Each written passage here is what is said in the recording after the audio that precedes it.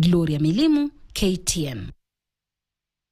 Na mtazamaji, tukisalia katika taarifa na ufungamana na maandamano ni kwamba Rais William Ruto ametoa wito kwa Wakenya wote kushirikiana katika kukomesha maandamano yenye uharibifu nchini, akihimiza wananchi kujishughulisha na tafakuri binafsi ili kufanya maamuzi ya kuilinda heshima ya taifa zaidi ya mboni ya jicho.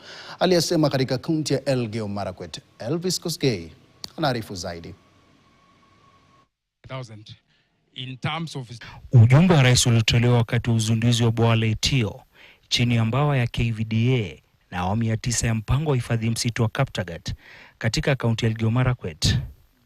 Ni kwenye hafla hii alisisitiza haja ya mazungumzo ya waziwazi kati ya vijana, viongozi na wazazi.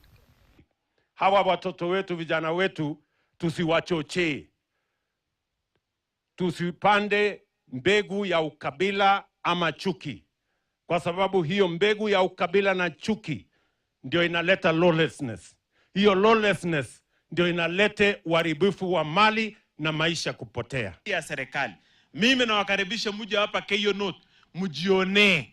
Waswahili wanasema aliye na macho aambiwe nini? Tazama. Una target your excellency kuchoma kotini, una target kuiba mali ya watu. That is not maandamano. That is not Article 37 of the Constitution. And we will not be intimidated. We will make sure that we defend this nation with all the energy, with all the powers that the people of Kenya gave you, Your Excellency, so that our nation can move forward.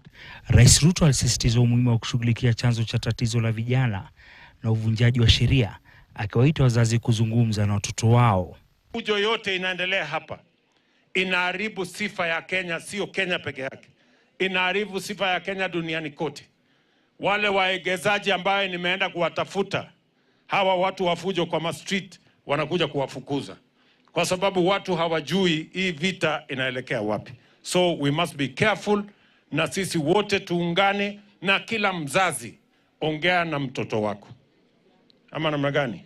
Hawa vijana ni vijana wetu, they are our young people, they are our children. Ni bidii yetu na ni lazima sisi kama wazazi tuchukue jukumu letu, tuhakikisha kwamba hawa watoto tunawapatia mentorship, tunawasomesha na tunawapangia ajira, Kenya iweze kusonga mbele. Hii maneno ya broad base sisi tunakubaliana na wewe, tunakusupport, si ndio?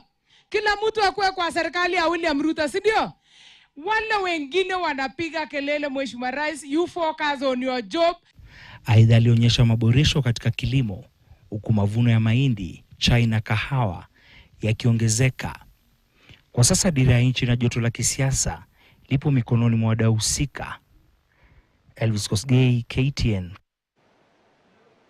Na mtuzamie siasa sasa. Aliyekuwa naibu rais Rigathi Gachagua